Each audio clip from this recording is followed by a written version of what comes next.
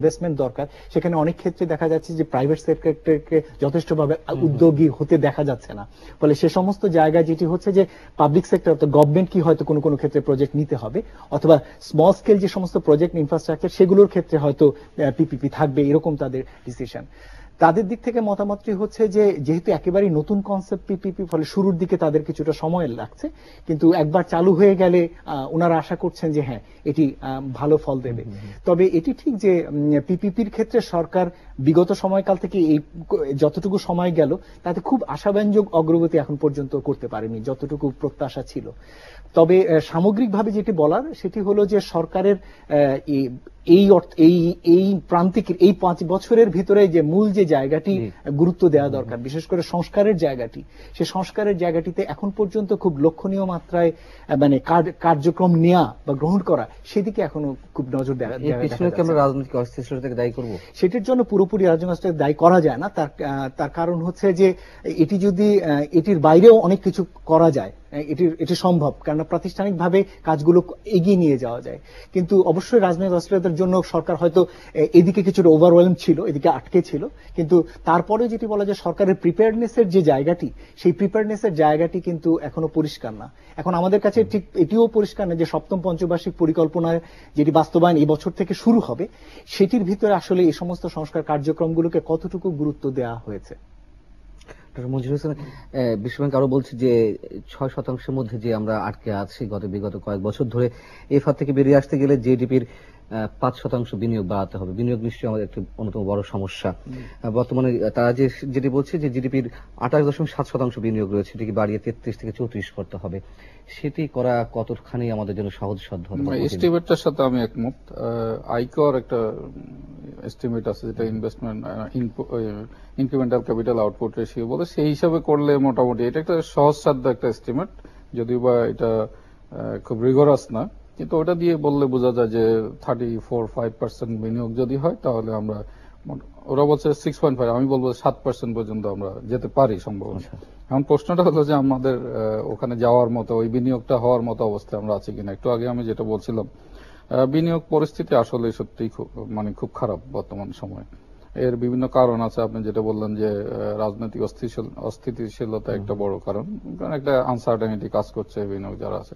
তাছাড়াও কিছু অন্যান্য কারণ আছে, যেমন ধরেন আপনার যদি প্রাইভেট ক্রেডিটের, ব্যক্তি খাতের ঋণের যদি গ্রোথ দেখেন গত 2-3 বছরে 10% অ্যারাউন্ড 11%, যেটা আমি দেখি যে গত 10-20 বছরের মধ্যে লোয়েস্ট পরিমাণে আছে।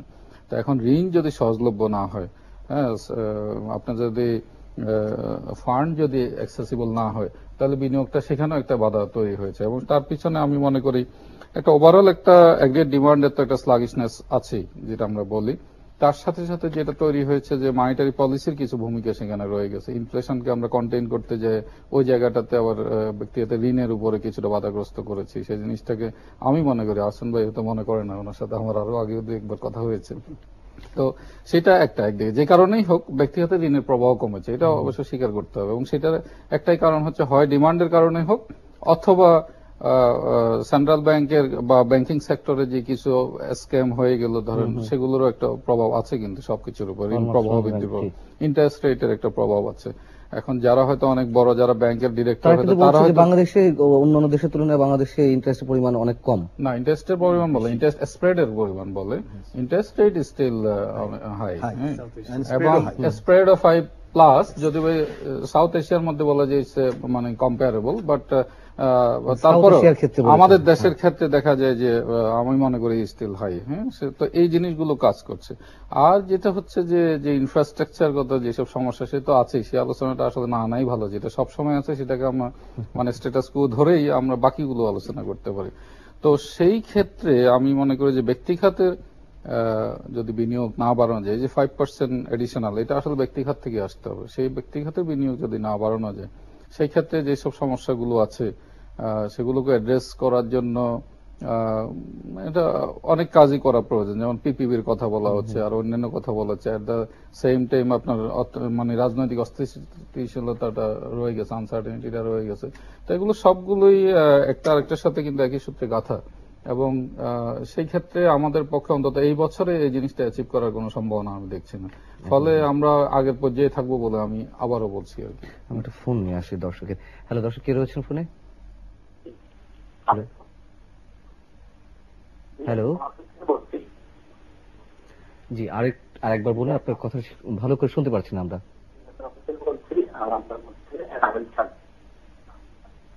আমার মনে হয় কোনো যান্ত্রিক ত্রুটি রয়েছে। হ্যালো,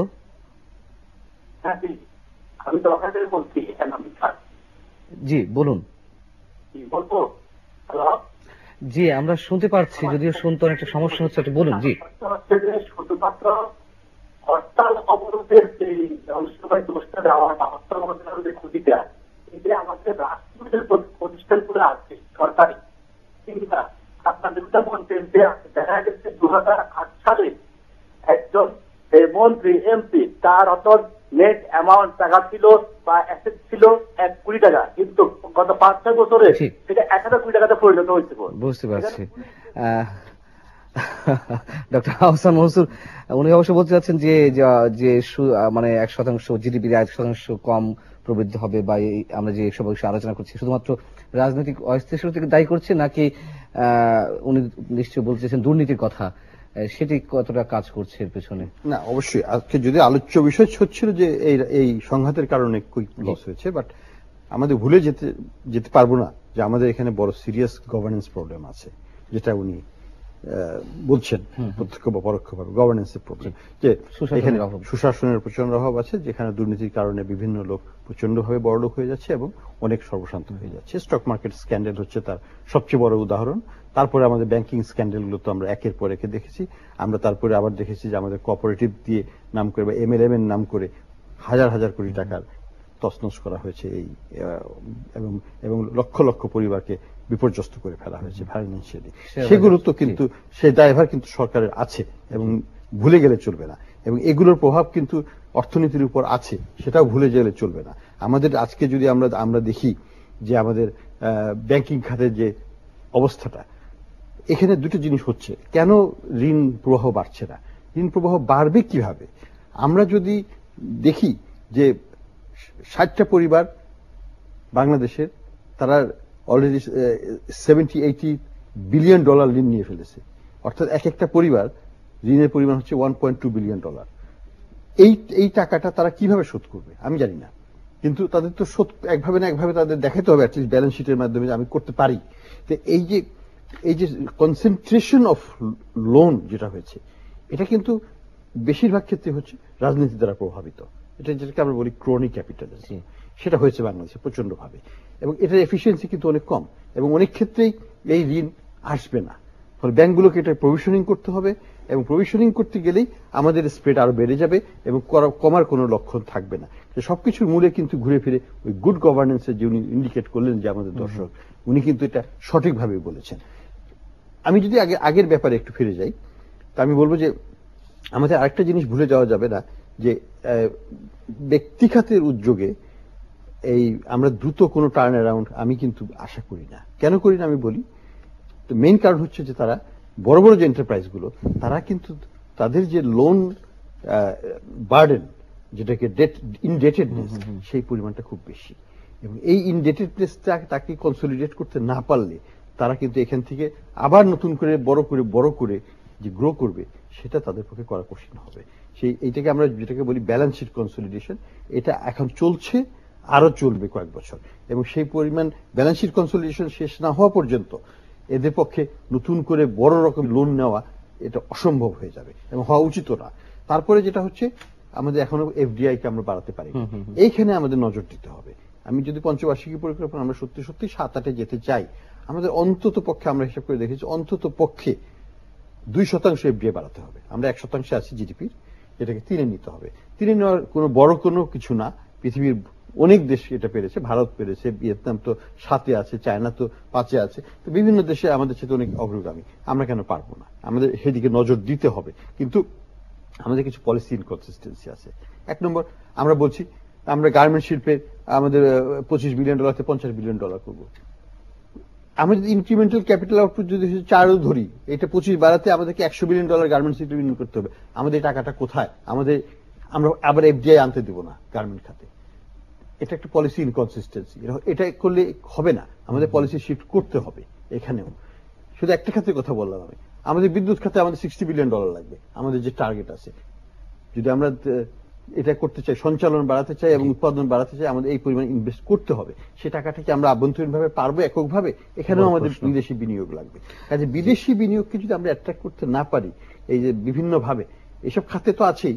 আপনারা দেখেন কি সুন্দরভাবে আমাদের টেলিকম সেক্টরটা, একটা পয়সাও সরকারকে দিতে হচ্ছে না, কিন্তু সরকার প্রচন্ড রেভিনিউ আদায় করছে, highest revenue source of income, without putting a single Penney into ইট। কেন?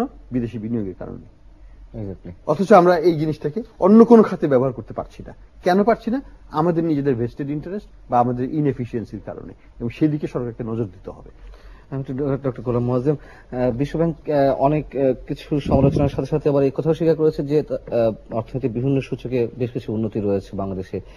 তার মধ্যে একটি বিষয় যেমন তারা উল্লেখ করেছে যে 2014 সালে মার্চে মূল্যস্ফীতি ছিল 7.5%, সেটি 2015-তে মার্চে এসে 6.7-এ নেমে আসছে। এই যে ইতিবাচক দিকগুলো, সেগুলো সম্ভব হয়েছে কি কারণে? একটি মূল্যস্ফীতি কমার পিছনে একটি বড় ভূমিকা রেখেছে আসলে বিশ্ববাজারে তেলের মূল্য পতন ঘটেছে অব্যাহতভাবে, যার ফলে যেটি হয়েছে যে তেল আমরা আমদানির ক্ষেত্রে অনেক কম ব্যয় করতে হয়েছে, এবং সেটির একটি ভূমিকা, সেটির একটি ইমপ্লিকেশনস আমাদের লোকাল মার্কেটে পড়েছে। একইভাবে যদিও অ্যাডমিনিস্ট্রেট প্রাইস সেই অর্থে কমেনি, যেটি কিনা তেলের সাথে সম্পর্কিত যে প্রাইস সেটি হয়তো সেইভাবে অ্যাডজাস্টেড হয়নি, ফলে সেটির সুবিধাটা যেভাবে বিদ্যুৎ খাতে কম দামে পাওয়া বা ভোক্তা পর্যায়ে যাওয়া, সেটি এখনো সরাসরি সেভাবে ট্রান্সমিট হয়নি। তবে এটি একই সাথে এটিও হয়েছে যে বিশ্ববাজারে তেলের মূল্য পতন এবং অন্যান্য কারণে বিশ্ববাজারে খাদ্য মূল্য পরিস্থিতিও কিন্তু সন্তোষজনক ছিল, ফলে সেটিও আমাদের লোকাল মার্কেটে খাদ্য মূল্য কম রাখার ক্ষেত্রে একটি ভূমিকা রেখেছে। তবে এর ভিতরে যেটি হয়েছে যে রাজনৈতিক অস্থিরতাজনিত কারণে অনেক কমে যাবার পরেও কিছুটা বেড়েছিল। আপনি ফেব্রুয়ারিতে দেখেন, মার্চে দেখবেন যে গত বছরের এই সময়ের তুলনায় কম, কিন্তু আবার একটি ক্রম উন্নতি রয়েছে। সেটি আমরা এটিও বুঝি যে অস্থিরতাজনিত কারণে যেহেতু সাপ্লাই চেইনগুলো ডিসরাপ্ট করেছে, গ্রাম থেকে শহরে আসতে পারেনি, আবার পরিবহন ব্যয় বেড়ে গেছে, আবার ঝুঁকিও বেড়েছে, এই সমস্ত কারণে কিন্তু এই মূল্যস্ফীতিটি কিছুটা হলেও বেড়েছে। তবে আশার কথা যে সেটি এখনো গত বছরের তুলনায় এটি কম রয়েছে। ফলে এটিকে যতটা সরকারের দিক থেকে যতটা এটির সুবিধা নেবার ব্যাপার বলা যায়, তার থেকে বলা যেতে পারে মোর এটি আসলে বহিস্থ কারণ, যেটির অভ্যন্তরীণ কারণ চেয়ে বহিস্থ কারণগুলোই এখানে বেশি ভূমিকা। তাহলে সরকার তো আরো একটি বিশাল সফলতা রয়েছে, সেটা আমাদের স্বীকার করতে হবে যে এবছর চলতি অর্থ বছর কিন্তু এখনো পর্যন্ত ব্যাংক থেকে কোনো ঋণ নিতে হয়নি, বরঞ্চ প্রায় 11,000 কোটি টাকা তারা ঋণ শোধ করেছে। এটাকে আমি সফলতা হিসেবে ধরবো কিনা? না, এটিকে আসলে সফলতা হিসেবে দেখবার সুযোগ নেই। তার কারণ হচ্ছে যে ব্যাংক থেকে ঋণ না নেবার বদলে যেখান থেকে সে সরকারকে টাকা গ্রহণ করতে হয়েছে, সেই সোর্সটি বরঞ্চ সরকারের দায়কে আরো বাড়িয়ে দিয়েছে। বিদেশি ঋণ না, সেটি হলো যে সরকার এনএসডি সার্টিফিকেট, যে আমরা যেটি বলি সঞ্চয়পত্র মাধ্যমে টাকা নিয়েছে, যেখানে সুদের হার অনেক বেশি, এবং সরকার হয়তো এটিকে কিছুটা হলেও পলিটিক্যালি এই ব্যাপারটিকে নিতে চেয়েছেন যে অস্থিরতাজনিত কারণে মানুষের আয়ের ক্ষেত্রে যেহেতু এক ধরনের চাপ রয়েছে, সেজন্য এনএসডি সার্টিফিকেট বেশি দামে হলেও সরকার দায়টি নিয়েও এই কাজটি অব্যাহত রেখেছেন, যদিও এটি সরকারের জন্য উচিত ছিল না। তার কারণ হচ্ছে এই যে ব্যাংকিং খাতে প্রচুর অর্থ পড়ে থাকার কারণে যে সরকার কিন্তু সহজভাবেই ব্যাংক থেকে ঋণ নিতে পারতেন, এবং সেটি ব্যাংকের জন্য ভালো হতো, সরকারের জন্য আসলে দায়টি কম হতো। ওভারঅল যেটি হয়েছে যে অত্যধিক মাত্রায় এনএসডি সার্টিফিকেট থেকে ঋণ নেবার কারণে যেটি হয়েছে যে সরকারের দায়টি অনেক বেড়ে গেছে, সেটি সরকার আসলে অ্যাভয়েড করতে পারতেন। মঞ্জুর হোসেন, আপনি আপনার কথার মধ্যে দিয়ে বারবার একটা বিষয় আসছে, এটি আমরা সবাই স্বীকার করি যে পলিটিক্যাল আনরেস্ট যে বিষয়টি, সেটি আনসার্টেনিটি অবস্থা রয়ে গেছে। সামনে আরো 2 মাস রয়েছে, এখন হয়তো সিটি কর্পোরেশন নির্বাচন কেন্দ্র করে একটু স্বাভাবিক হয়েছে পলিটিক্যাল সিচুয়েশন। এটা যে আবার আনরেস্টের পর্যায়ে যাবে না, তাও তো কোনো অ্যাসুরেন্স নেই। সেই অবস্থায় আসলে তখন আবার বিশ্বব্যাংক কি প্রতিবেদন দেবে, আর অর্থমন্ত্রী বা কি বলবেন? না, সেটা তো আর আমাকে জিজ্ঞেস করে আপনি উত্তর পাবেন না।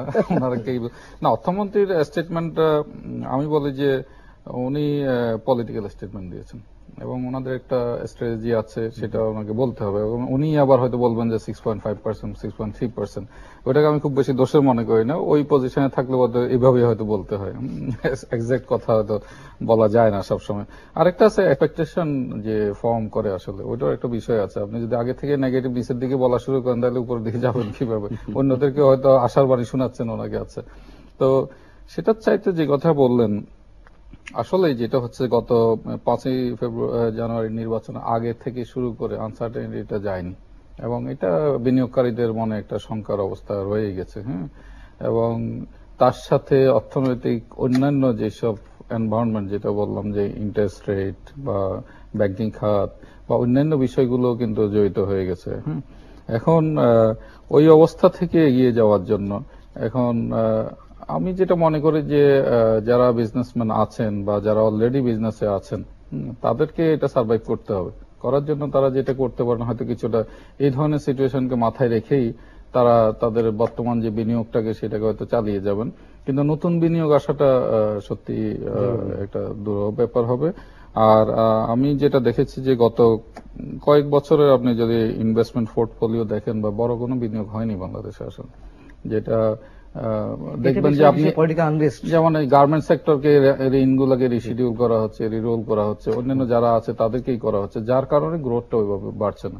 সরকারি যা কিছু করছে, বড় বড় ইনফ্রাস্ট্রাকচার প্রজেক্ট করছে বা অন্যান্য জায়গায় যাচ্ছে।